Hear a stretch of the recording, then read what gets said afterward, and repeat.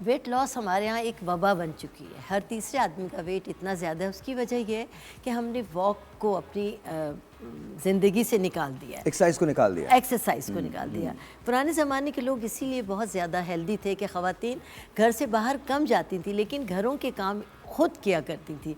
पोछे लगाती थी, झाड़ू देती थी, कपड़े धोती थी, सिल बट्टे पर मसाले पीसती थी, तो उससे उनकी पूरी बॉडी एक्टिव रहती थी। अब हमारे यहाँ ये सारा काम हमने मासियों को दे दिया है। आप देखिए हमारी मासियाँ कितनी एक्टिव हैं, कितनी स्लिम एंड स्मार्ट हैं।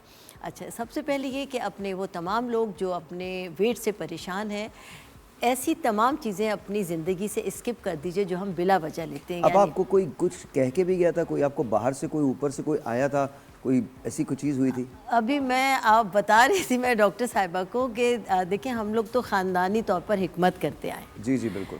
तो मेरी दादी को देखिए मैं बात कहूँगी फिर आप मजाक उड़ाएंगे, जिन्नात आशिक थे मेरी दादी के। और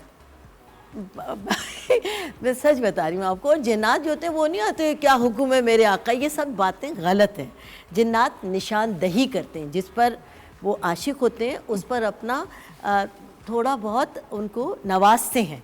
नुकसान जो अच्छे होते हैं नुकसान नहीं पहुंचाते, और वो सिर्फ उसी को करते हैं। और जिन्नात निशानदही करते हैं इंसान को कि आपको क्या चीज़ आपके लिए बेनिफिशियल हो सकती है। तो आप जिन्नात क्या हुआ था? तो उन्होंने दादी को क्या गिफ्ट दिया? मैं वही बताने चाह रही हूँ। पैसे अच्छा दिए, हुआ। कोई सोना चांदी? देखिए ये सब ख्याली बातें हैं, पैसे दिए और वो रगड़ ली अंगूठी, ऐसा कुछ नहीं होता।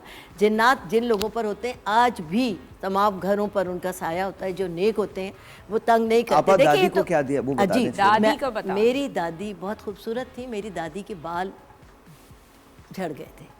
देखिए पहले बहुत बड़े बड़े लॉन होते थे, बागात होते थे और झूले डलते थे उसमें, और तमाम ख़वातीन जो बड़े बड़े जिनके दालान होते थे, हम जहाँ सदर में रहते थे, हमारा अभी भी 113 114 जो हमारी कोठियाँ हैं उनमें आज भी बहुत बड़े बड़े दालान हैं, और उसमें बहुत बड़े बड़े दरख्त हैं। जंगल जलेबी के हैं, नीम के हैं, बेरी के दरख्त हैं। बेरी के दरख्त के ऊपर अमूमन होते हैं।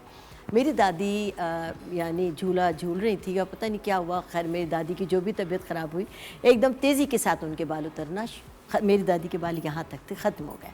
तो वो बहुत परेशान हुई, रोना धोना हुआ, ये वो बहरहाल फिर मेरी दादी उसी दरख्त पे झूला झूल रही थी। पुराने ज़माने की ख़वातीन की यही मसरूफियात होती थी, यानी कोई इसमें ये नहीं है कि कोई झूठ है या कुछ वो है। नहीं आपा हुआ क्या फिर? तो फिर मेरी दादी को जिन ने ही बताया कि क्या चीज़ें आप इस्तेमाल करें तो आपके बाल दोबारा से उग आएंगे। वो क्या चीज़ें? वो क्या चीज़ें थी? जिस बेरी के दरख्त पे मेरी दादी झूल रही थी, उसी बेरी के दरख्त गिरे, दरख्त के पत्ते गिरे मेरी दादी के सामने।